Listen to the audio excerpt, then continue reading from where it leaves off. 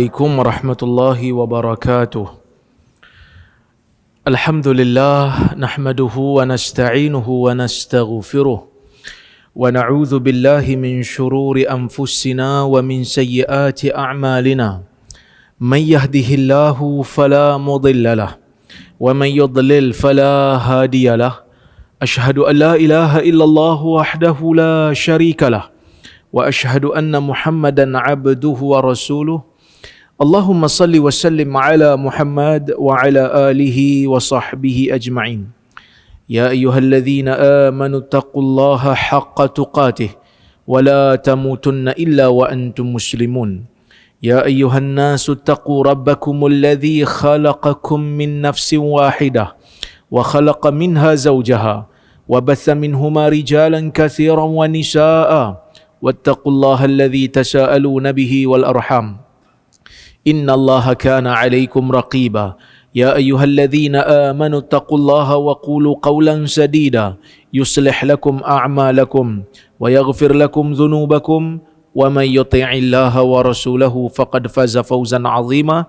Fa inna asdaqal hadithi kitabullah wa khairal hadi hadi Muhammad wa syarral umuri muhdatsatuha wa kullu muhdatsatin bid'ah wa kullu bid'atin dhalalah. Amma ba'd. Muslimin dan muslimat yang dirahmati oleh Allah Subhanahu wa taala sekalian, alhamdulillah malam ni kita dapat bersama sekali lagi untuk kita sambung kuliah kita membaca buku metodologi memahami hadis. Dan kita insya-Allah hari ini nak mula pada muka surat 176, iaitu masih lagi membicarakan berkenaan dengan faedah memahami hadis berdasarkan kepada hadis lain. Maksudnya nak faham satu hadis, kena tengok juga hadis lain. Tengok juga, teliti juga hadis lain. Okey? Baik. Nombor 6, di antara faedah bila kita tengok hadis yang pelbagai ni, dia akan memberikan kita ini satu faedah, menghilangkan kekeliruan yang terdapat di dalam hadis. Kadang-kadang bila kita baca satu hadis, lafaz hadis tu jadi problem kat kita. Bila kita tengok betul-betul, zahir hadis ni macam pelik sikit. Kalau kita nak pegang pada zahir, rasa macam tak berapa nak tepat. Bila kemusykilan tu timbul, kita kena tengok hadis-hadis lain. Walaupun kadang-kadang hadis tu dia bicara bab lain, tapi ada isyarat yang menunjukkan anna zahiral hadis ghairu murad. Zahir hadis ni bukanlah yang dimaksudkan oleh Nabi SAW. Kan? Macam kita pun kadang-kadang, mungkin ada orang yang tanya, takkan Nabi cakap perkataan macam tu? Kadang-kadang kita pun ada cakap perkataan macam tu. Kita tengok satu orang dia zalim sungguh, kita pun kata kat dia, hang ni bukan orang ni. Kalau orang di zaman kemudian dengar riwayat kalam kita, tanpa dia memahami konteks, dia akan kata, apa benda dia ni? Takkanlah teruk sangat pemahaman sampai orang macam ni pun dia kata bukan orang. Padahal kita bukan maksudkan zahir tu, kita maksudkan sifat dia bukan macam sifat manusia. Hang ni tak beriman sungguh, dia kata kan. Bila kita sebut, hang ni bukan macam orang beriman aku tengok. Hang ni tak beriman aku tengok dengan perangai macam ni. Orang kata kita mengkafirkan dia, sedangkan kita menafikan iman pada perbuatan dia, bukan pada batang tubuh dia. Maksud kita nak kata perbuatan kau ni bukan macam perbuatan orang beriman. Sebab tu kita kena tengok hadis ni pelbagai. Jangan tengok satu lepas tu buat keputusan. Bahaya. Kerana kadang-kadang zahir hadis tu bukanlah ini dimaksudkan oleh Nabi SAW. So kita kena tengok. Contohnya, saya sebut di situ, secara zahir sesuatu hadis boleh dilihat mencanggahi dengan Al-Quran ataupun dengan kaedah-kaedah umum dalam agama Islam. Boleh jadi satu hadis tu zahirnya bercanggah dengan Quran, bercanggah dengan kaedah umum. Okey. Tetapi percanggahan ini ada kalanya secara zahir yang akan hilang apabila sesuatu hadis itu difahami dengan makna yang betul. Salah satu cara bagi hilangkan kekeliruan ni dengan kita meneliti hadis-hadis lain. Contohnya, hadis larangan mencela nasab orang. Nabi SAW memang tak bagi kita cela orang lain. Ya? Bahkan Nabi SAW menganggap perbuatan mencela ni adalah perbuatan yang bukan daripada perbuatan orang Islam. Sebab tu Nabi SAW sebut dalam hadis an Abi Hurairah radhiyallahu anhu qala Rasulullah sallallahu alaihi wasallam ithnatani fin nas huma bihim kufrun at-ta'nu fin nasab wan niyahatu 'alal mayyit. Hadis riwayat Imam Muslim. Hadis ni sahih. Clear hadis ni sahih sebab riwayat Imam Muslim. Apa maksud hadis ni? Abu Hurairah kata, Nabi sallallahu alaihi wasallam bersabda, "Ithnatani fin nas." Dua perbuatan pada manusia, huma bihim kufrun, yang kalau dilakukan oleh manusia itu kufur. Dua benda ni pada manusia jadi kufur. Jadi kafir. Apa dia? At-ta'nu fin nasab, perbuatan mencela pada nasab orang. Tengok orang ni, alah keturunan kau ni keturunan teruk. Kan? Kita pun kadang-kadang buat benda yang sama juga. Tengok muka orang tu macam ni sikit. Bangla. Dengan gaya, dengan niat untuk merendahkan. Ini bukan perbuatan orang Islam. Okey. Wan niyahatu 'alal mayyit, dan perbuatan meratap ke atas mayat. Hadirin mukminin dan mukminat yang dirahmati oleh Allah Subhanahu wa taala sekalian. Lafaz hadis ni menjelaskan pada kita dua perbuatan ni salah. Yang ni senanglah untuk kita terima, memang Nabi tak bagilah. Cela nasab orang memang berdosa. Kerana dalam hadis lain Nabi sallallahu alaihi wasallam menyebutkan, dalam hadis lain Nabi sebut manusia ni sama je. La fadla li arabiyyin wala ala a'jamiyyin wala li a'jamiyyin illa bitaqwa. Tidak ada kelebihan sama ada dia orang Arab ataupun dia orang Ajam. Ajam ni selain daripada Arab, melainkan dengan takwa. Inna akramakum indallahi atqakum. Sesungguhnya orang yang paling mulia di kalangan kamu di sisi Allah ialah orang yang paling bertakwa. Tak tengok dah nasab-nasab ni. Man bata'a bi'i amalu lam yusri' bihi nasabuh. Dalam hadis Nabi sebut, sesiapa yang amalan dia lembab, nasab dia tak boleh bagi laju. Maksudnya kalau amalan dia lambat, jadi malas nak beramal, nasab tinggi macam mana pun tak berguna. Bahkan dalam Al-Quran Allah Ta'ala tunjuk anak Nabi sendiri, anak Nabi Nuh, tak beriman dengan dia. Kan? Maksudnya nasab, antara nasab yang terbaik lah nasab Nabi, bapa Nabi. Anak tak mau ikut, anak tak selamat. Ni nak sebut ni kan. Sebab kadang-kadang orang hari ni duk tengok nasab. Kan duk tengok, dia ni keturunan Nabi. Kita hormat keturunan Nabi. Tapi mau keturunan Nabi ni patut lebih utama untuk ikut Nabi. Tapi kalau keturunan Nabi tak ikut Nabi, tak bolehlah nasab dia nak bantu dia. Kerana Abu Lahab pun tak selamat. Kerana Abu Talib pun tak selamat. Sedangkan kedua-duanya itu mempunyai nasab yang sangat dekat dengan Nabi Muhammad sallallahu alaihi wasallam. Kan? Sebab hari ni orang dia tak tengok dah hujah-hujah ni. Dia tengok apa? Dia tengok kalau depan tu ada nama keturunan Nabi sikit, okeylah ni. Kan? Kita tak mau. Kita mau tengok hujah. Kalau dia bukan keturunan Nabi, dia bawa hujah yang betul, maka dia betul. Amalan dia baik, maka kita kata dia saleh. Kalau dia keturunan Nabi, tapi tak ikut Nabi pun, merapu je kita tengok, kita kata dia ni tak menunjukkan contoh yang baik. Tapi kalau dia keturunan Nabi, dia ikut Nabi, dia bawa ilmu Nabi, dia bawa hadis Nabi SAW yang sahih, dan kita lebih hormatlah kat dia. Sebab dahlah dia keturunan Nabi yang mulia, dia pula ajak kita ikut Nabi. Kan? Tapi kalau dia sendiri baca hadis palsu, kita kena tegur lah. Tak boleh kata hang biadab, tegur. Dia ni keturunan Nabi tau. Hang keturunan siapa? Hang mamak diam. kata hadis palsu tu penghinaan pada Nabi SAW. Biarlah nama dia siapa pun, panggillah nama dia dengan gelaran apa sekalipun, Al-Syekh ke Al-Habib ke, tapi kalau dia membawa hadis palsu, tetaplah salah. Yang ni pengajaran daripada hadis ni lah.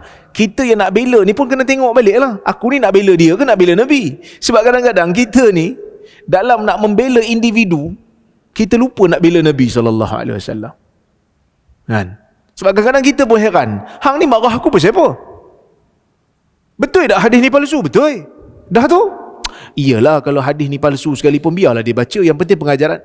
Tak, benda tu salah. Kena bagi tahulah salah. Sebab kadang-kadang dia tak boleh terima sebab ta'assub je. Bukan sebab apa pun. Keta'assuban menjadikan orang tak boleh terima teguran itu. Okey. At-ta'nu fin nasab. Wan niyah 'alal mayyit, ini perbuatan jahiliyah, meratap mayat. Tak boleh terima. Mempertikaikan takdir. Marah kat Tuhan disebabkan oleh kerana matikan orang yang kita sayang. Dua perbuatan ni tuan-tuan, dua perbuatan ni kalau satu orang Muslim buat, katalah satu orang Muslim ni dia pergi hina nasab orang, terus jadi kafir ke tidak? Terus jadi kafir tak? Tak. Perbuatan tu berdosa. Tapi bukan semua perbuatan berdosa menjadikan kita terus jadi kafir dengan perbuatan tu. Kita kena beza, kita kena beza dua benda. Ini yang membezakan Ahlu Sunnah dengan Khawarij. Ahlu Sunnah wal Jamaah, nahnu la nukaffir murtakibal kabair. Kita tidak mengkafirkan orang-orang yang melakukan dosa besar, kecuali dosa syirik, kecuali dosa murtad. Kalaulah kata dia tak salat, majoriti ulama kata dia tak kafir lagi. Tapi kalau dia tak solat, dia kata solat bukan wajib, solat ni makruh, kafir tak? Kafir. Sebab dia telah buat satu benda yang menyebabkan dia murtad. Tapi kalau dia kata pasal apa, kita tanya dia pasal apa tak solat, dia kata yalah saya tahulah solat ni wajib, tapi saya ni malas lagi lah, kafir tak? Menurut majoriti ulama Ahli Sunnah wal Jamaah tak kafir lagi lah. Walaupun ada satu pandangan dalam mazhab Hanbali kata kafir. Itu pun masih ada perbincangan lagi. Tinggal berapa kali solat yang kata kafir tu. Masih lagi ada perbincangan yang panjang di dalam mazhab Hanbali. Okey. Cuma saya nak sebut, majoriti ulama ataupun Ahli Sunnah wal Jamaah tidak mudah mengkafirkan orang, melainkan mesti ada bukti, mesti ditegakkan hujah, mesti telah ternafi semua halangan-halangan untuk kita kafirkan dia. Katalah satu orang ni kita nampak dia caci agama Islam, caci syariat, caci ijma', caci Quran. Kita kena tegakkan hujah dulu. Mungkin dia sebut tu dalam keadaan dia mabuk, makan ubat terlebih sikit, makan dos terlebih, akal hilang, tiba-tiba duk meracau. Oh, kita kata okey, dia tak kafir lagi lah sebab dia sebut dalam keadaan dia tak sedar. Kan? Ataupun mungkin dia jahil, dia tak tahu benda tu boleh mengkafirkan dia. Dan kita bagi tahu, jangan sebut lagi kafir benda ni, mengkafirkan. Tapi kalau tetap dia kata, saya tetap dengan pendirian ni, saya tetap dengan pandangan ni, telah ditegakkan hujah, ternafi kejahilan tak ada, semua mabuk pun tidak, maka dia dalam keadaan tu telah pun menjadi kafir. Itu pun pada dosa-dosa yang tertentu je lah. Kan? Sebab tu orang yang berzina umpamanya, dosa besar. Tapi adakah orang yang berzina terus jadi kafir dengan perbuatan zina? Selagi mana dia menganggap zina tu haram, walaupun dia buat, dia tetap orang Islam. Cuma iman dia berkurang lah. Ini benda yang kita kena tahu ni. Golongan Khawarij, dia kata apa? Golongan Khawarij kata, siapa buat dosa besar, kafir. Sebab tu dia bunuh orang Islam banyak atas alasan buat dosa besar. Yang Nabi SAW sebut dalam hadis tu, yaqtuluna ahlal iman wa yada'una ahlal awthan. Mereka membunuh orang-orang yang beriman, mereka membiarkan penyembah-penyembah berhala. Biar aja penyembah berhala dia orang biar. Sebab memang kafir pada asal, dia orang tak ganggu. Tapi orang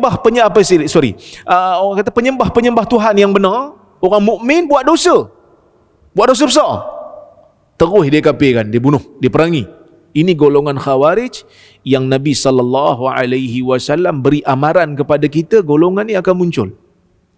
Zaman Ali bin Abi Talib pun dah muncul dah golongan Khawarij ni yang suka mengkafirkan orang. Baik. Kenapa mereka menjadi kafir? Nabi SAW sebut dalam hadis, Nabi kata yaqra'unal Quran la yujawizuna hanajirahum. Baca Quran, tapi Quran yang mereka baca hanya sampai di kerongkong. Tak faham betul, tak sampai ke jiwa. Tidak memberi faham. Sebab tu kena faham metodologi baca hadis. Jangan duk ambil satu hadis dalam kitab, tak buat perbandingan, tak tengok apa syarah yang berkaitan, terus buat kesimpulan. Tak boleh. Takut kita terfaham zahir sedangkan ada hadis yang lain yang memberi makna yang lebih jelas. Hadis ini secara zahirnya bercanggah dengan kaedah umum dalam agama. Apabila kedua-dua perbuatan di atas merupakan perbuatan dosa besar yang tidak menjadikan seseorang itu sebagai kafir dengan melakukannya. Tapi dia kata kafir. Tidak dinafikan melakukan dosa besar itu hukumnya dosa besar. Namun tidaklah menjadikan seseorang itu kafir dengan semata-mata melakukannya. Oleh itu kekeliruan ini dapat diharmonikan dengan memahami konteks hadis berikut. Contoh hadis lain. Tadi hadis Abu Hurairah, kita baca hadis Abu Malik Al-Asy'ari. Dalam hadis Abu Malik Al-Asy'ari daripada Nabi SAW, Nabi mengatakan, arba'un fi ummati min amril jahiliyah. Arba'un fi ummati min amril jahiliyah la yatrukunahunna al-fakhru fil ahsab wat-ta'nu fil ansab wal-istisqa'u bin nujum wan-niyahah wa qala an-naihah idza lam tatub qabla mautiha tuqamu yawmal qiyamah wa 'alayha sirbalun min qatiran wa dir'un min jarab. Ini hadis riwayat Muslim. Hadis sahih. Baik, maksudnya daripada Abu Malik Al-Asy'ari daripada Nabi SAW. Nabi sebut apa? Arba'un fi ummati min amril jahiliyah. Ada 4 perkara yang wujud dalam umat aku daripada perkara-perkara jahiliyah. La yatrukunahunna, yang mana umat aku tak akan tinggalkan. Ada. Walaupun zaman jahiliyah tu telah berlalu, tapi 4 benda ni Nabi kata ada pada umat aku, payah nak buang. Bukan setiap orang ada, tapi pada umat tu adalah orang yang buat. Mungkin buat semua, mungkin buat salah satu. Apa dia? Nabi kata, al-fakhru fil ahsab, berbangga dengan keturunan. Dia bangga dengan keturunan dia. Wat-ta'nu fil ansab, cela keturunan orang lain. Cela keturunan orang satu hal, bangga dengan keturunan sendiri satu hal. Dia bangga dengan keturunan dengan dia kata aku keturunan lebih baik daripada hang. Macam tu lah. Okey? Wal istisqa'u bin nujum, minta hujan dengan bintang. Para ulama ada 2 tafsiran. Para ulama hadis ada 2 tafsiran. Tafsiran yang pertama ialah tafsiran yang mengatakan kepercayaan orang dalam umat ni, sebahagian orang dalam umat ni yang percaya hujan turun sebab bintang. Sebab bintang ni lah hujan turun. Sebab bintang ni lah hujan turun. Ada juga yang kata Al-Imamul Qurtubi dalam kitab dia Al-Mufhim, dia kata memang wujud sebahagian daripada umat yang minta terus dengan bintang. Wahai bintang, turunkanlah hujan, kan? Maksud jahil sungguh lah. Kalau orang kata apa, yang pertama tu boleh jadi hanya kepercayaan, dia bukan minta. Sebab bintang ni muncul maka hujan turun, maka bintang ni muncul hujan turun, kan? Yang kedua ni kira macam jahil sungguh dah lah, minta terus kat bintang, kan? Okey.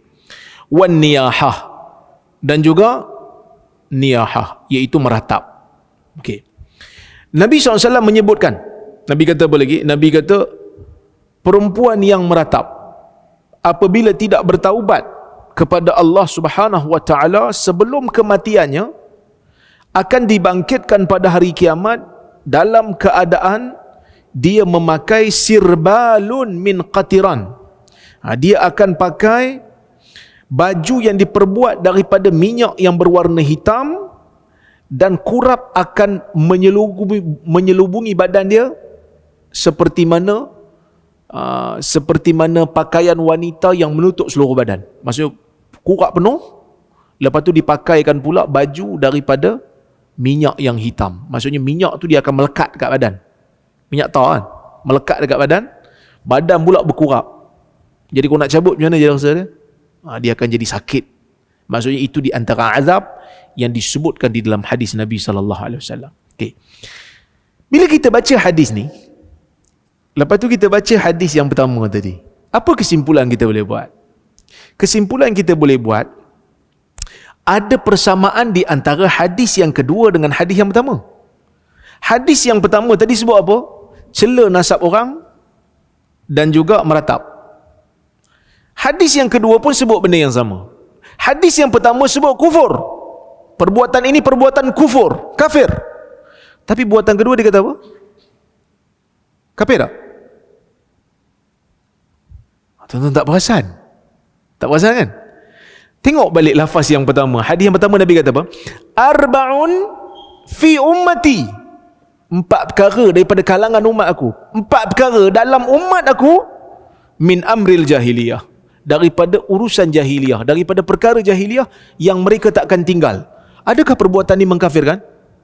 Kalau perbuatan ini mengkafirkan, Nabi tak panggil lah umat dia. Nabi kata 4 benda dalam umat aku. Maksud bila Nabi kata umat Nabi, maksudnya Muslim lah. Muslim lah. Jadi kalau buat benda ni, taklah jadi kafir. Cuma apa yang kafirnya? So hadis Nabi yang first ni tak betul lah. Hadis yang first ni betul. Cuma kafir pada lafaz Nabi tu bukan kafir pada i'tiqad. Kafir pada amalan. Maksud amalan ni amalan orang kafir ni. Orang Islam tak layak buat. Orang Islam tak boleh buat benda ni. Sebab yang selalu buat benda ni ialah orang Arab jahiliyah yang kafir, yang musyrik dulu tu. Sebab tu Nabi sebut ni perkara jahiliyah.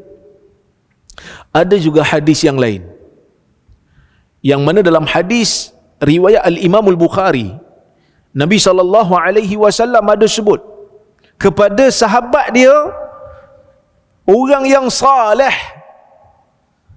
Tuan-tuan biasa dengar nama ni, Abu Zar. Biasa dengar kan nama Abu Zar kan? Abu Zar ni orang saleh, orang warak, kuat sedekah punya orang. Dia tak mau simpan harta dia, kalau ada dia akan sedekah. Abu Zar. Tiba-tiba Nabi SAW pernah sebut pada Abu Zar dalam hadis Bukhari. Nabi kata apa? Nabi kata pada Abu Zar, a'ayyartahu bi ummih innaka mru'un fika jahiliyah.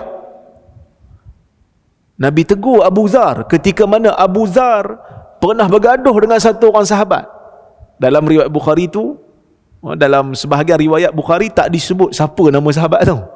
Mungkin kerana perawi nak sembunyikan nama sahabat tu. Kerana ialah kita kalau orang tokoh-tokoh bergaduh, kita tak mau masuk campur. Betul tak? Dua-dua tokoh ni kita sayang. Dua-dua ni sahabat Nabi yang rapat dengan Nabi SAW, kita sayang. Mereka berdua bergaduh, kita kalau boleh nak sembunyi, kalau tak nak bagi nampak. Tapi sebahagian riwayat ada sebut orang yang Abu Zar gaduh tu ialah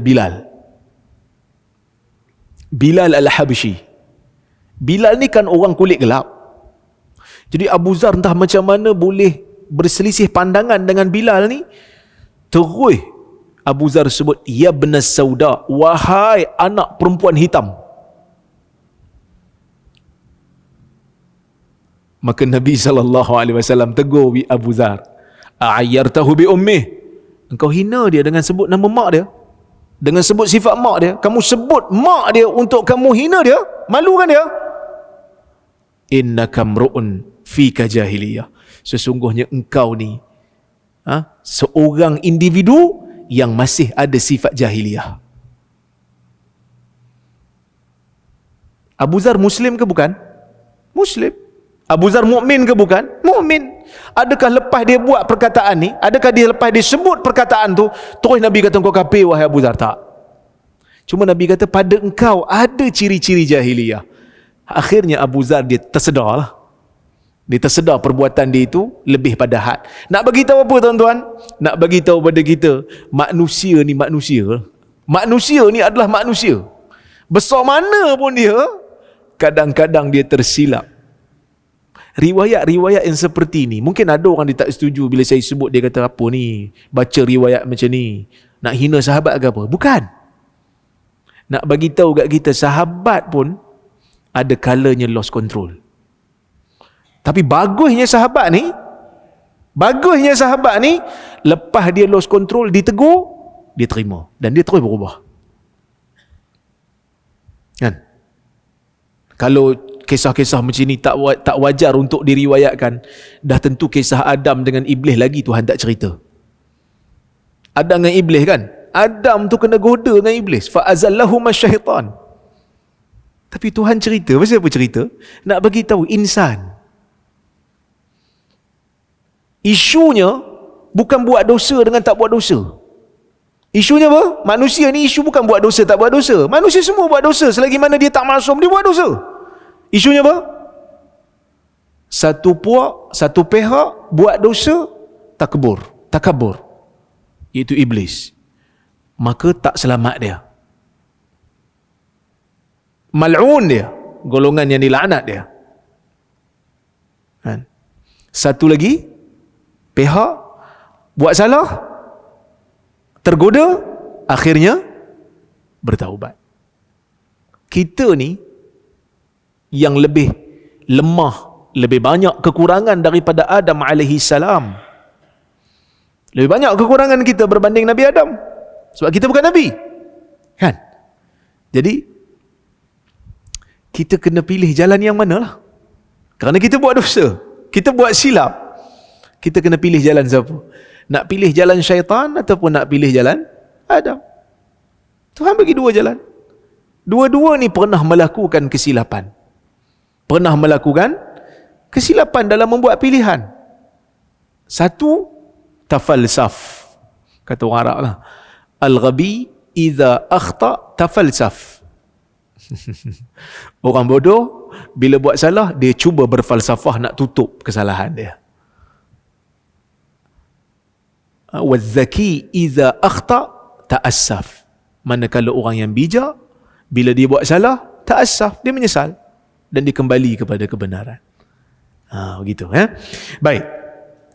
Sebab itu Al-Imam Al-Bukhari rahimahullah dalam Sahih Bukhari, apabila dia membawakan riwayat ni, bila dia bawa riwayat yang saya baca ni, riwayat Nabi tegur Abu Zar, sebelum dia nak bawa riwayat ni, dia buat satu tajuk. Tajuk bab dalam Sahih Bukhari itu, tajuk dia apa? Babul ma'asi min amril jahiliyah wala yakfuru sahibuha birtikabiha illa bisyirk.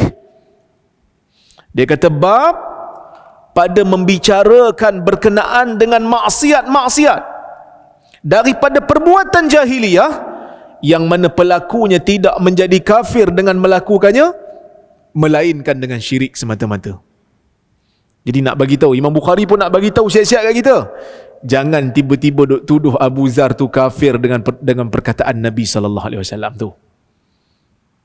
Cuma dia telah melakukan satu perbuatan jahiliyah, bukan dia terus jadi kafir. So kita pun kena hati-hatilah dalam bab nak mengkafirkan orang ni, kena hati-hati betul-betul. Kan takut-takut dia jahil, takut-takut dia mabuk, takut-takut dia gila. Jadi kena tengok keuzuran, tegakkan hujah dulu, barulah kita boleh kafirkan. Okey. Maka penelitian terhadap hadis kedua ini jelas bahawa perbuatan yang terdapat dalam hadis pertama di atas tidak menjadikan seseorang itu sebagai kafir, tetapi yang dimaksudkan ialah perbuatan tersebut merupakan perbuatan orang-orang kafir. Ini disebutkan oleh Al-Imam Al-Munawi dalam kitab dia At-Taisir, syarah kepada Jami' As-Saghir, karya Al-Imam Suyuti. Okey.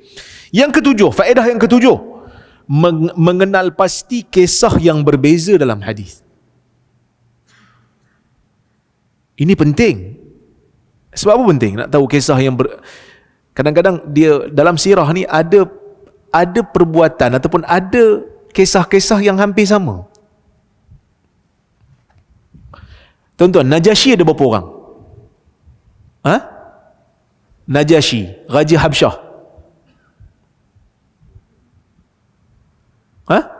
Tak tahu kan? Ada yang kata satu. Yang Najasyi yang berurusan dengan Nabi SAW.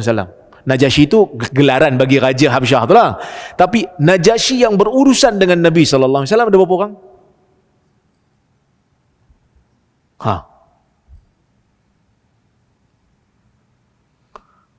Ada ulama berbeza pendapat. Ada yang kata satu, ada yang kata dua.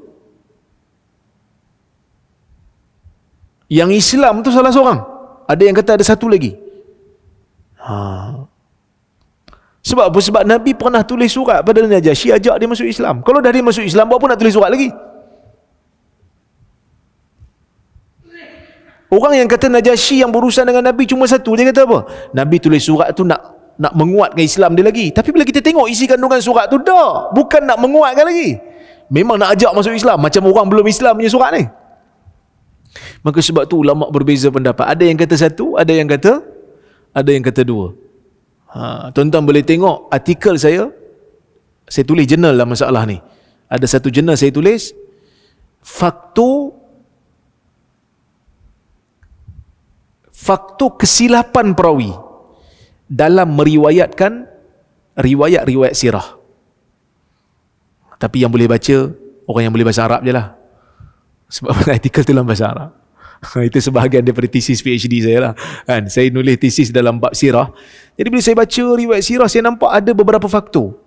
Antaranya gelaran lebih kurang gelaran sama. Jadi orang ingat orang yang sama. Kadang-kadang tempat peristiwa tu sama. Tempat tu sama, sedangkan peristiwa tu lain. Maka orang sebahagian perawi jadi keliru. Dia ingat sama, rupanya lain. Macam peristiwa berlaku di Mekah, ada orang ingat sama lebih kurang ni, padahal lain, walaupun tempat yang sama. Kadang-kadang masa hampir sama, orang ingat dua peristiwa ni sama, sedangkan dua peristiwa berbeza. Tapi kenapa ada orang yang anggap sama? Sebab dekat-dekat jadi orang ingat hampir sama. So faktor-faktor ni ada. Kan saya tulis tajuk dia Al-Awamil li Awhamir Ruwah fi Riwayati Sirah An-Nabawiyah. Faktor-faktor yang menyebabkan perawi jadi tersilap dalam meriwayatkan riwayat sirah. Dan ulama hadis kenal pasti kesilapan ni. Kita nak tengok, bila kenal pasti perbezaan kisah penting. Sebab bila kita kenal pasti kisah, kita akan dapat tahu kisah ni bila. Sebab apa penting nak tahu? Kadang-kadang ada berlaku nasah dan mansuh, pemansuhan hukum. Kena tahu mana yang kemudian, mana yang dulu. Dan sebab tu penting. Okey, tengok. Meneliti hadis yang pelbagai dalam bab yang sama akan memberi penjelasan kepada seseorang bahawa peristiwa yang hampir sama itu adalah kisah yang berbeza sebenarnya.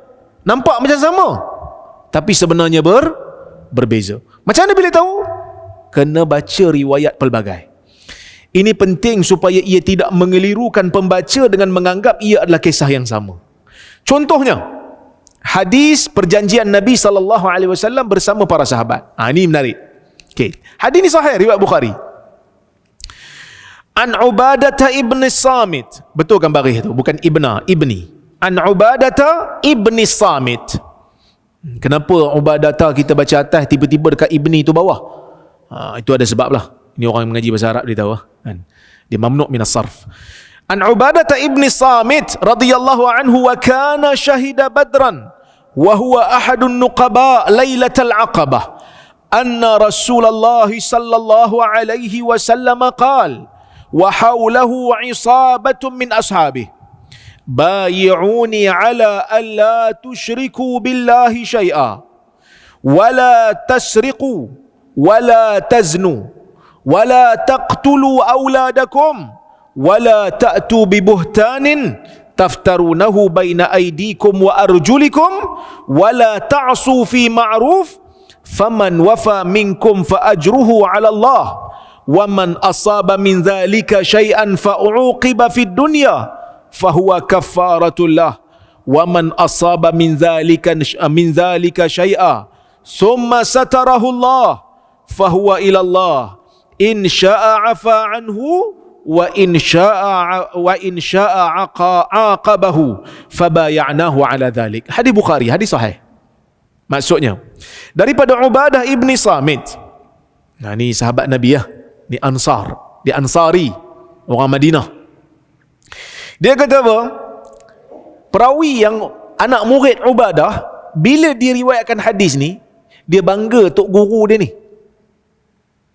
Dia bangga sikit dengan tok guru dia. Maka dia sebut kepada anak murid dia yang tok guru dia ada kelebihan. Sini lah tuan-tuan. Tuan-tuan dengar kuliah saya. Saya cerita satu maklumat daripada guru saya. Jadi saya sebutlah kelebihan guru saya ni. Dia ni bagus tuan-tuan. Dapat apa ni, dia punya ilmu macam ni, dia punya isma macam ni. Sama jugalah macam anak murid Ubadah. Anak murid Ubadah baca hadis ni kepada anak murid dia. Jadi bila dia nak cerita pasal hadis tok guru dia, dia cerita kelebihan dia. Kata apa? Wa kana syahida badran. Tok guru aku Ubadah ni dia terlibat dalam perang Badar. Dia ceritalah kelebihan. Pasal apa perang Badar ni penting? Pasal apa perang Badar ni istimewa? Saya dah cerita dalam kuliah yang lepas. Ke belum? Cerita dah kan? Terima pengampunan daripada Tuhan. Tuhan kata apa? If'alu ma syi'tum fa inni qad ghafartu lakum. Buat apa yang kamu nak buat, aku ampunkan kamu. Sebab pengorbanan orang yang terlibat dalam perang Badar ni besar. Dan saya cerita dah sebelum ni. Okey. Bukan hanya sekadar tu. Wa huwa ahadun nuqaba lailatul aqabah. Dia salah seorang daripada naqib. Tahu naqib? Bukan najib. Naqib. Tahu naqib? Tuan-tuan pernah hadiri usrah? Zaman-zaman kampus dulu pernah hadiri usrah. Habis orang mengenal usrah, dia ada naqib dia sendirilah. Naqib ni pemimpin. Wa huwa ahadun nuqaba. Dia salah seorang daripada pemimpin-pemimpin yang Nabi SAW setuju pelantikannya pada malam Aqabah. Perjanjian Aqabah. Tahu perjanjian Aqabah? Tak perasan? Perjanjian yang berlaku sebelum hijrah. Yang Nabi SAW jumpa dengan orang-orang Ansar. Yang orang Ansar janji nak taat setia dengan Nabi SAW. Nak taat setia. Dalam keadaan senang, dalam keadaan susah. Kat mana perjanjian Aqabah ni berlaku? Berdekatan dengan Mina. Siapa yang selalu pergi haji, yang pernah pergi haji, kalau jalan kaki daripada Aziziyah tu nak pergi ke Mina, jalan kaki, dia ada satu, sekarang ni dia ada satu masjid tepi bukit belah kiri. Di situlah dikatakan tempat perjanjian Aqabah. Cuma dulu dia tersorok sikit lah. Sekarang ni Arab Saudi dia dah buang kawasan yang melindungi apa ni bukit. Dulu dia tersorok di balik bukit lah. Okey. Maka perjanjian Aqabah ni berlaku sebelum hijrah. Dua kali berlaku. Kali kedua itulah Nabi SAW minta kepada orang Ansar untuk keluarkan beberapa orang naqib. Nabi tak pilih sebab Nabi bukan diktator. Nabi kata keluarkan kepadaku pemimpin, beberapa pemimpin kamu. So di antara yang terpilih itu adalah Ubadah. Ubadah terpilih lah. Okey. Anna Rasulullah sallallahu alaihi wasallam qal. Ubadah kata, sesungguhnya Rasulullah sallallahu alaihi wasallam bersabda, sewaktu Nabi dikelilingi oleh sahabat dia. Nabi sebut hadis ni dalam keadaan sahabat Nabi keliling Nabi. Nabi kata apa? Bayi'uni ala alla tusyriku billahi syai'a. Tu billah tu alif tu buang tu. Terlebih. Saya dah buang dah, rupanya ada juga yang tertinggal. Saya tulis buku ni, hadis-hadis ni saya copy paste daripada teks yang asal. Elok. Dia bila masuk dekat editor punya komputer, semua lafaz Allah semua ada 2 alif. Saya dah buang, tapi tinggal juga, ada juga manusia kan. Jadi kita kena ikut jalan Adam lah, bertaubat dan menerima. Ni memang silap saya. Kena buang. Okey. Buang alif tu. Alif tu terlebih. Berjanjilah kepadaku, berbai'ahlah denganku. Bai'ah ni apa dia? Bai'ah ni ialah taat setia. Cuma bai'ah ada 2 jenis lah. Satu bai'ah kepada imam. Bai'ah kepada imam yang kita akan taat kat dia. Taat setia. Sama ada susah ataupun senang. Siapa imam tu? Sehari semua jumpa Ustaz Ajwad. Ustaz, saya nak bai'ah dengan Ustaz. Ustaz imam kan masjid ni? Kan, bukan imam masjid. Imam tu pemimpin. Pemimpin tertinggi. Angkat sumpah lah hari ni, orang panggil angkat sumpah. Kan, mana-mana orang yang dilantik sebagai wakil rakyat, dia kena angkat sumpah dekat parlimen ataupun dekat DUN. Dia wakil kita. Zaman dulu pun ada benda tu. Hantar wakil untuk taat setia. Saya nak mempertahankan perlembagaan. Macam itulah. Taat pada pemerintah. Kalau kat federal, agung lah. Kalau dekat negeri, raja atau sultanah. Taat setia kepada imam tu lah, raja dengan agung dengan raja. Kalau kat Perlis, raja lah dipanggil kan. Dulu yang Maha Mulia, Raja Perlis. Okey. Itu yang pertama.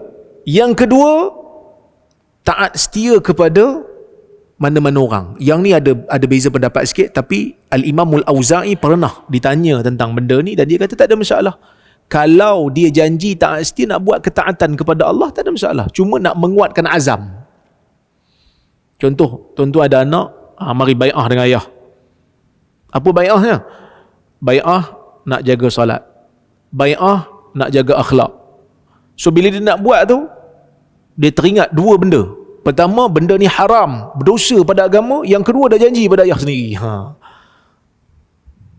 Kalau kita tengok, bai'ah ni dalam hadis Nabi SAW ada dilakukan. Sebab tu kita ada bai'atul ridwan. Itu dipanggil bai'ah. Taat setia sahabat untuk mempertahankan Osman ketika mana mereka mendengar khabar yang Osman telah pun dibunuh oleh orang Quraisy, sedangkan tak pun, tapi mereka melaksanakan bai'atul ridwan untuk taat setia. Ni di antara bai'ah jugalah. Ni bai'ah apa ni tuan-tuan? Ni bai'ah apa ni yang kita baca ni?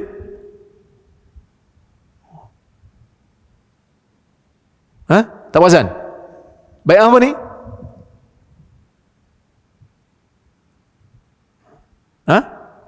Nampak macam bai'ah Aqabah kan? Nanti kita tengok. Baik.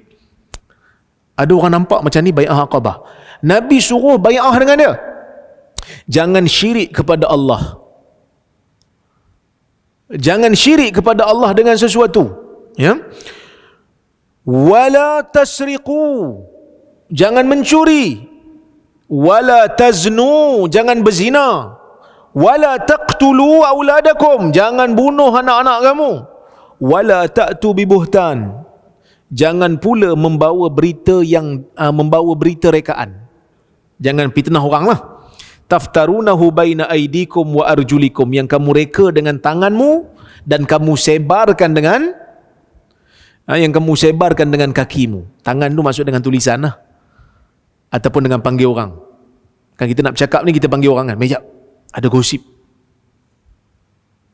Sebelum nak sebar kena berjalan dulu. Baina aidikum wa arjulikum. Wala ta'su fi ma'ruf. Kamu jangan bantah dalam perkara-perkara yang ma'ruf. Jangan bantah dalam perkara-perkara yang disuruh oleh agama. Kalau orang suruh kamu buat benda yang baik, janganlah bantah. Benda bagus. Itu Nabi punya arahan lah. Nabi minta sahabat berbai'ah dengan dia. Faman wafa minkum. Siapa yang melaksanakan, yang memenuhi perjanjian ini, dia buat semua. Dia tak syirik, dia tak mencuri, dia tak berzina, dia tak fitnah orang, kan? Dia tak bantah perkara ma'ruf. Faman wafa minkum, siapa yang buat semua ni, fa ajruhu 'ala Allah. Pahalanya tetap di sisi Allah. Allah tulis pahalanya. Wa man asaba min zalika syai'a. sesiapa yang asaba, sesiapa yang terlanggar salah satu daripada perjanjian ni. Dia dah janji dengan Nabi tak nak buat benda-benda ni, tapi manusia lemah, kadang-kadang dia terbuat. Nabi kata siapa yang terbuat salah satu daripadanya, fa'uqiba fid dunya, lalu dia dihukum dalam dunia, fahuwa kaffaratullah, maka hukuman itu akan membersihkan dosanya. Contohnya macam satu orang di zaman Nabi SAW, dia berzina. Berzina dalam keadaan dah kahwin sebelum tu. Jadi apa hukuman orang berzina tapi dah kahwin? Rejam sampai mati. Itu hukuman dia. Bagi tahu kat Nabi SAW. Dia bagi tahu kat Nabi, dia kata, ya Rasulullah, asabtu haddan fa'aqimhu alai. Ya Rasulullah, saya telah langgar hudud, laksanakan hukumannya ke atasku. Laksanakan hukuman tu ke atas saya. Maka Nabi pun tengok dia mengandung. Nabi pun suruh balik. Dia balik. Sampai melahirkan. Nabi kata kepada keluarga dia, ahsin ilaiha, buat baik kat dia, jangan pukul dia. Biar dia bersalin dulu. Dia datang kat Nabi lepas habis bersalin, anak dia dah boleh makan dah makanan. Maksud dah habis susu lah. Dah boleh makan makanan, dan barulah Nabi arahkan untuk diikat pakaian dia elok-elok supaya kalau dia mati tu tak terbuka aurat dia. Lalu proses rejam bermula. Matilah dia. Bila mati, Nabi SAW nak solat atas jenazah dia. Seorang sahabat tanya. Siapa tanya? Umar. Tusalli alaiha wa qad zanat. Ya Rasulullah, kau nak salat atas jenazah dia sedangkan dia dah berzina sebelum ni. Dosa besar. Dan dia mati sebab dosa tu. Nabi kata apa? Laqad tabat taubatan law qusiman baina sab'ina min ahli al-Madinah lawasi'athum. Hei Umar, sesungguhnya dia telah bertaubat dengan satu taubat. Kalau taubat dia tu dibahagi kepada 70 orang yang berdosa di kalangan orang Madinah ni, cukup untuk selamatkan 70 orang ni daripada neraka. Besar taubat dia tu. Luaslah taubat dia tu. Jadi nak bagi tahunya apa? Nak bagi tahunya hudud mengampunkan dosa. Hudud menggugurkan dosa. Ini hadis Nabi ni. Jadi kita bagi laluan pada azan dulu. Nanti kita sambung balik insya-Allah.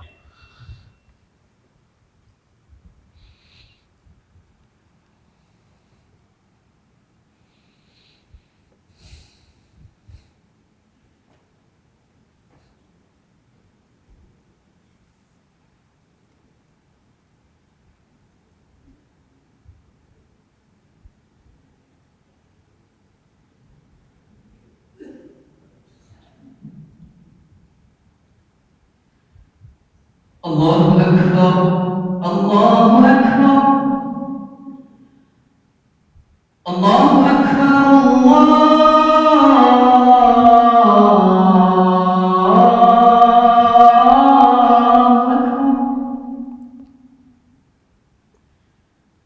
Asyhadu an la ilaha illallah.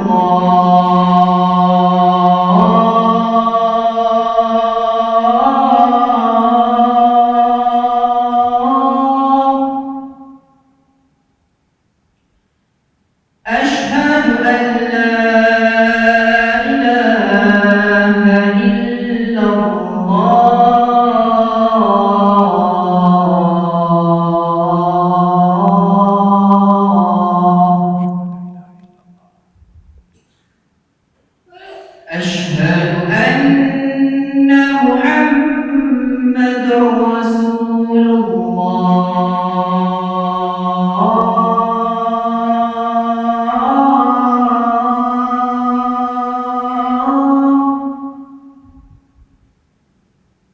أشهد أن محمد رسول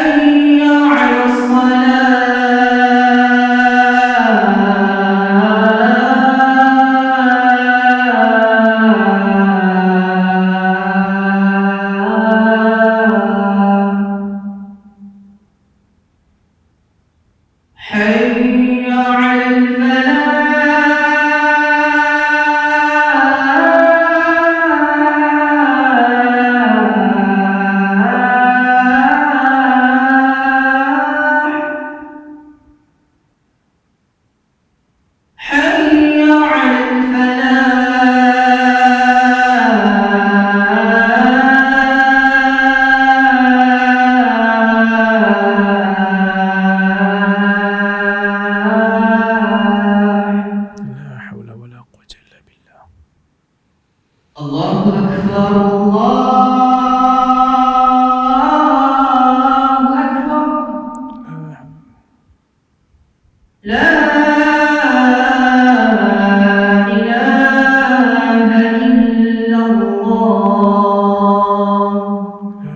illallah.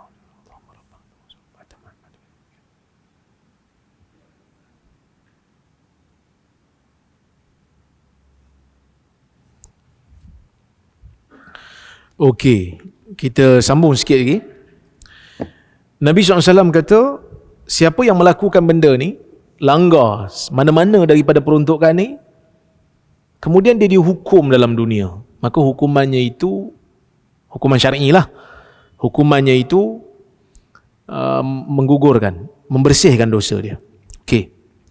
Wa man asaba min zalika syai'an summa satarahu Allah. Buang satu lagi alif tu, terlebih tak? Sesiapa yang melanggar mana-mana daripada dosa ini, kemudian Allah menutupnya, fahuwa ilallah, maka urusannya kembali kepada Allah.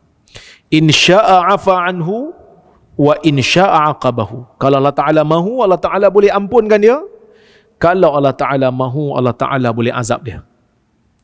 Fabaya'nahu ala dhalik. Lalu kami pun berbai'ah dengan Nabi SAW untuk melaksanakan perkara tersebut. Maksudnya tinggalkan benda-benda yang Nabi kata jangan buat tadi. Okey. Hadis ni ramai di kalangan ulama yang menulis tentang sirah, terutamanya ulama-ulama moden hari ni, yang bila mereka tulis bab sirah, dia orang kata perjanjian ni lah perjanjian Aqabah. Perjanjian ni lah perjanjian Aqabah. Sebab apa? Sebab ia riwayat Ubadah, pemimpin yang dipilih oleh kaum dia dan dipersetujui oleh Nabi SAW pada malam perjanjian Aqabah. Dan hadis ni pun cerita pasal perjanjian juga. Maka ramai di kalangan penulis moden, kalau tuan-tuan buka kitab sirah, dia bawa yang ni lah perjanjian Aqabah. Inilah dia kata bunudu bai'atil Aqabah. Bunut ni apa dipanggil? Isi kandungan. Isi kandungan perjanjian Aqabah. Tapi ada seorang ulama hadis bahas benda ni panjang. Antaranya adalah Ibnu Hajar Al-Asqalani.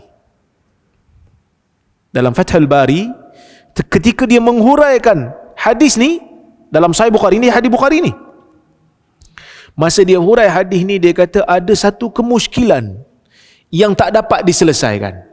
Apa dia? Muskilnya, malam Aqabah ni bila, tuan-tuan? Sebelum hijrah. Betul? Bila sebelum hijrah, maksudnya belum ada negara. Nabi belum jadi khalifah. Nabi belum mendirikan sebuah negara. Nabi tak ada kuasa lagi kat Mekah tu. Bila tak ada kuasa, macam mana boleh ada hudud? Kan disebut tadi, وَمَنْ أَفَمَنْ أَصَابَ مِنْ ذَلِكَ شَيْئًا فَعُوقِبَ فِي الدُّنْيَا فَهُوَ كَفَّارَةٌ لَهُ. Siapa yang melanggar benda ni kemudian dia diambil tindakan di dalam dunia, maka ia menjadi penyuci, kafarah. Hudud masih belum ada. Jadi macam mana boleh kata benda tu berlaku sebelum daripada hijrah? Hudud lepas hijrah. Maka sebab itu Ibn Hajar kata, sebenarnya orang yang menganggap perjanjian ni berlaku pada malam Aqabah, dia keliru. Sebab apa dia keliru? Sebab perawinya adalah perawi Aqabah. Sedangkan perjanjian ni bukan berlaku pada malam Aqabah, dia berlaku lepas hijrah. Habis itu malam Aqabah janji apa? Janji lain. Janji nak taat kepada Nabi SAW, janji nak pertahan Nabi, seperti mana mereka mempertahankan diri mereka, anak mereka dan isteri mereka. Itu perjanjian Aqabah. Sebab waktu di mana orang-orang Ansar terima dah Islam ni, dan Nabi dekat-dekat nak hijrah dah. Apa yang lebih sesuai untuk perjanjian dari sudut teknikal, dari sudut strategi, taktik? Mestilah pertahan Nabi dulu. Selamatkan Nabi ni dulu, sebab Nabi ni dah diancam bunuh dah. Ada yang nak tangkap Nabi pun, tapi tak setuju. Ada yang nak kata buang negeri, tak setuju juga. Ada yang kata bunuh. Mula-mula tak setuju. Macam mana nak bunuh? Dia Bani Hashim, dia Quraisy, kabilah yang paling kuat, kabilah yang paling berpengaruh. Senang. Pilih daripada kabilah-kabilah yang ramai, yang kuat-kuat, yang hebat-hebat, pemuda-pemuda yang gagah, bunuh serentak. Jadi Bani Hashim tak boleh nak tuntut bela dah. Sebab banyak kabilah terlibat dalam bunuh Muhammad. Ni tuan-tuan tahu dalam sirah kan disebut Nabi SAW diancam bunuh. Maka sebab tu isi kandungan ni macam tak berapa sesuai dengan konteks keadaan tu. Ni dibahaskan oleh Ibn Hajar. Maka tengok kat situ. Siapa ada buku muka surat 178. Melihat kepada lafaz hadis ini, mungkin ada orang yang menyangka bahawa perjanjian ini berlaku pada malam perjanjian Aqabah. Ini kerana perawinya adalah salah seorang daripada nakib dalam perjanjian Al-Aqabah. Hadis ini juga berkaitan dengan perjanjian bersama dengan Nabi SAW. Namun bagi mereka yang meneliti hadis ini dengan lebih mendalam, akan mengetahui bahawa tidak mungkin hadis ini diucapkan pada malam Aqabah. Tak mungkin. Ini kerana hadis ini menyebutkan tentang hukuman bagi kesalahan melanggar perjanjian, sedangkan hukuman bagi zina belum disyariatkan lagi pada malam Aqabah. Zina tu haram, tapi hukuman untuk zina tak sebut lagi, tak turun lagi. Dia turun lepas hijrah, kan? Maka jelas di sini bahawa perjanjian itu berlaku setelah daripada hijrah. Perkara ini dikenal pasti apabila di sana terdapat hadis Ibnu Ishaq dan ulama Al-Maghazi. Maghazi ni ulama yang membicarakan, yang meriwayatkan tentang peperangan Nabi. Yang lain mengatakan bahawa butiran perjanjian Aqabah berbeza daripada butiran yang disebutkan dalam hadis ini. Iaitu perjanjian Aqabah, janji nak taat kepada Nabi dalam senang dan susah. Nak pertahankan Nabi SAW seperti mana mereka pertahankan diri mereka, anak mereka dan isteri mereka. So itu lebih sesuai dengan konteks waktu tu, di mana Nabi diancam bunuh, sahabat-sahabat ditindas. Jadi sesuai pada waktu tu orang Ansar bantu Nabi lah. Sebab tu mereka digelar Ansar, sebab mereka membantu. Bantu apa? Bantu berikan tempat perlindungan kepada orang Muhajirin. Sebab tu dalam hadis yang lain Nabi sebutkan di akhir-akhir dekat peperangan Hunain, lepas pada perang Hunain, Nabi sebut pada orang Ansar, ketika mana orang Ansar ada sedih-sedih sikit sebab Nabi tak bagi harta rampasan perang tu pada Ansar. Nabi bagi pada orang-orang yang baru masuk Islam. Nabi kata apa?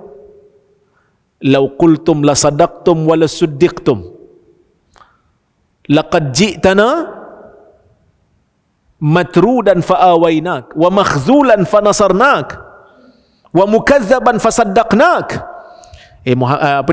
Nabi Muhammad kata kat mereka, kalau kamu sebut benda ni wahai Ansar, kamu bercakap betul, dan orang lain pun kata kamu betul. Apa dia? Muhammad, kau datang kemari dalam keadaan kau dihalau, kami yang memberikan kau tempat tinggal. Engkau datang kepada kami dalam keadaan engkau tak dibantu langsung, kami bantu engkau. Engkau datang kepada kami dalam keadaan engkau orang kata tak ada siapa percaya engkau, orang kata kau pembohong, fasaddaqnak, kamilah yang membenarkan cakap engkau. Nabi kata kalau orang Ansar sebut macam ni, betul lah tu, dan orang pun kata betul. Maka orang Ansar tu, ini panjanglah cerita, kalau nak cerita bab hadis ni nanti sejam lagi pula. Cuma saya nak beritahu, akhirnya orang Ansar sedar yang kesedihan mereka tu sebenarnya tak perlu pun untuk disedih. Sebab apa? Sebab dia orang rasa sedih Nabi tak bagi dia orang harta rampasan perang.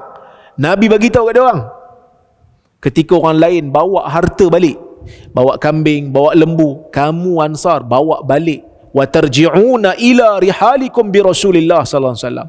Kamu bawa balik ke Madinah bukan kambing, bukan unta, kamu bawa balik Nabi sallallahu alaihi wasallam ke negeri kamu yang orang lain tak tahu, yang orang lain tak dapat.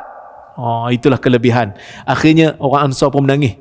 Dia kata apa? Radina billahi wa rasulihi qasman wa hadha. Kami beriman, kami redha dengan Allah dan Rasulnya dari sudut pemberian dan dari sudut keuntungan ataupun keuntungan yang kami tak dapat tu kami redha lah. Dan keuntungan yang kami dapat juga kami redha. Banyak keuntungan yang dapat oleh orang-orang Ansar. Baik.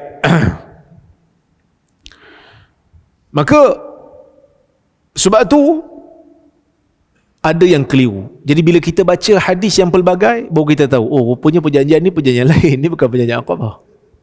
Penting. Nombor 8. Faedahnya mengenal pasti tambahan hukum. Kadang-kadang ada tambahan hukum yang tak ada dalam sebuah hadis. Tengok hadis lain baru nampak, oh ada lagi rupanya. Ada lagi hukum yang sama. Contoh, hadis riwayat Ibnu Umar. Ani bin Umar, betulkan baris itu. Ani bin Umar radhiyallahu anhuma, anin Nabi sallallahu alaihi wasallam qaal, man iqtada kalban laysa bikalbi mashiyah aw dariyah, naqasa kulla yawmin min amalihi qiratan. Okey. Daripada Ibnu Umar radhiyallahu anhuma, daripada Nabi sallallahu alaihi wasallam, dia mengatakan, sesiapa yang membela anjing selain daripada anjing yang menjaga haiwan ternakan, dan bukan juga anjing yang memburu, maka amalannya itu akan mengurangkan pahalanya. Perbuatan bela anjing selain daripada anjing ni akan kurangkan pahalanya sehari 2 kirat. 2 kirat. Okey, boleh? Baik. Ada hadis yang lain, kalau tengok 2 je lah yang dibenarkan. Anjing untuk ternakan dan anjing untuk memburu. Selain daripada itu tak boleh. Siapa bela anjing selain daripada 2 ni, kurang pahala sehari 2 kirat. 2 kirat tu banyak mana? Ada yang kata 2 bukit Uhud, ada yang kata hanya Allah je yang tahu. Sebab kirat ni ada macam-macam lafaz hadis. Imam Nawawi kata hanya Allah Ta'ala yang tahu. Tapi kirat yang disebut dalam pahala salat jenazah tu 1 bukit Uhud lah, 1 kirat. Okey. Baik. Kalau kita tengok kat sini 2 ni lah pengecualian yang boleh untuk bela anjing ni, 2 ni je. Memburu dengan jaga ternakan. Tapi kalau orang tu ada kebun, dia bela anjing untuk jaga kebun, boleh tak? Dalam hadis ni tak sebut lah kan? Dalam hadis tak sebut. Tengok hadis belakang. An Abi Hurairah, hadis muka surat 1280. An Abi Hurairah qala Rasulullah SAW, man ittakhadha kalban illa kalba mashiyah aw sayd aw zara' intaqasa min ajrihi kulla yawmin qirat. Daripada Abu Hurairah, dia mengatakan Rasulullah SAW bersabda, sesiapa yang membela seekor anjing kecuali anjing ternakan, anjing memburu dan anjing kebun, ada tambah satu, maka akan berkurang daripada pahalanya setiap hari 1 kirat. Jadi kalau kita baca 2 hadis ni, ada 3 lah pengecualian. Tadi cuma 2, hak ni tambah 1. Tapi bila kita baca banyak ni pun pening lagi. 2 kirat ke 1 kirat?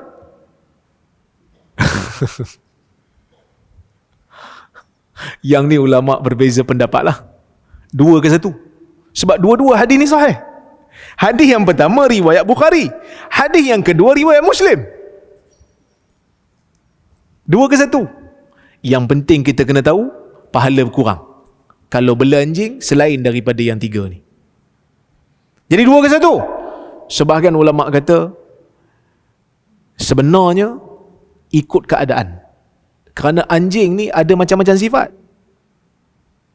Ada anjing yang merosak banyak, ada anjing yang merosak sikit. Kalau merosak banyak 2 kirat lah, kalau merosak sikit 1. Ada yang kata ikut tempat. Kalau dia bela dekat Madinah 2 kirat, kalau tempat lain 1.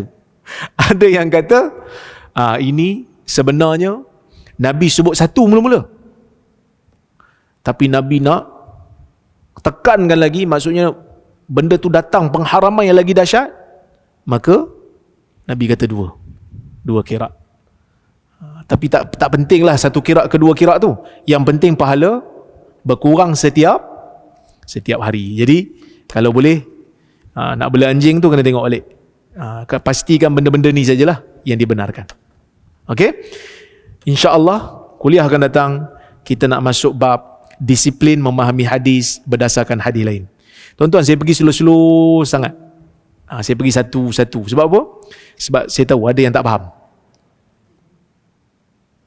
Nak buat macam mana kan? Sebab kuliah buku ni bermula sebelum saya pindah ke Perlis lagi. Jadi kena habiskan lah. Sebab Global Ihsan yang anjurkan. Sebelum ni saya kuliah dekat depan laptop. Kan? Sebab apa? Sebab saya datang daripada negeri yang tak bagi saya kuliah dekat masjid.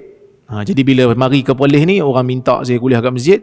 Saya tak larat nak kuliah panjang-panjang, banyak-banyak. Jadi saya pun buat kuliah. InsyaAllah habis buku ni kita baca buku lain pula yang mudah sikit.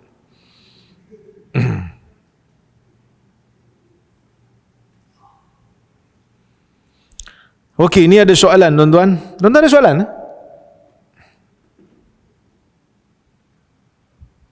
Tak ada Okey. Ni ada soalan. Assalamualaikum doktor. Waalaikumsalam. Saya dari Sulawesi, Indonesia. Tengok, orang Sulawesi pun ikut. Semoga kita semua Allah tetapkan di jalan yang benar. Amin. Soalan saya, ada hadis sesungguhnya Allah Azza wa Jal apabila menciptakan seorang hamba untuk syurga, maka Allah menjadikannya beramal dengan amalan penduduk syurga hingga ia mati dalam keadaan beramal dengan amalan penduduk syurga, lalu dimasukkan ke dalam syurga. Lagi sekali. Sesungguhnya Allah Azza wa Jalla apabila menciptakan seorang hamba untuk syurga, maka Allah menjadikannya beramal dengan amalan penduduk syurga hingga ia mati dalam keadaan beramal dengan amalan penduduk syurga, lalu ia dimasukkan dalam syurga dengan amalan tersebut. Dan apabila Allah menciptakan seorang hamba untuk neraka, maka Allah menjadikannya beramal dengan amalan penduduk neraka hingga ia mati dalam keadaan mengamalkan amalan penduduk neraka, lalu ia dimasukkan ke dalam neraka dengan amalan tersebut. Hadis riwayat Abu Daud. Okey. Dia ada satu lagi riwayat yang sedikit berbeza, yang mana Nabi SAW sebut ada seorang hamba ni, dia beramal dengan amalan ahli syurga, dia beramal sehingga tidak tinggal antara dia dengan syurga tu melainkan satu hasta. Kemudian takdir Tuhan mendahului, catatan Tuhan mendahului, lalu dia beramal dengan amalan ahli neraka, lalu dia masuk neraka. Ada seorang hamba dia beramal dengan amalan ahli neraka sehingga jarak dia dengan neraka tu satu hasta je tinggal. Lalu catatan Tuhan mendahului, dia beramal dengan amal ahli syurga, lalu dia masuk syurga. Itu pun hadis itu juga. So hadis ni kita kena faham dari sudut kerangka takdir. Kerangka takdir. Pertama kita kena faham dulu, dalam dunia ni ada takdir yang boleh diubah, ada takdir yang ada benda yang boleh diubah, ada benda yang tak boleh diubah. Maksudnya, benda yang tak boleh diubah, saya betulkan balik ayat saya, salah tu. Dalam dunia ni ada benda yang Allah Ta'ala bagi kita pilih dan ada benda yang Allah Ta'ala tak bagi pilih. Itu betul. Ada benda Allah Ta'ala tak bagi pilih. Tuan-tuan pernah isi borang siapa jadi mak dengan ayah kita? Pernah kita isi borang? Ni nak lahir dah ni, lagi 2 bulan, isi borang sikit, kamu pilih siapa jadi mak kamu. Tak bunyi dia ni? Tuan dengar ke? Tak dengar? Test. Dia dah suruh berhenti dah tu. Dengar tak? Tak dengar? So kalau tak dengar, kita berhenti. InsyaAllah saya jawab dalam kuliah akan datang. InsyaAllah.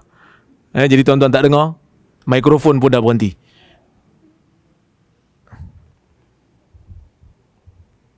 Dia tak ada lampu dah.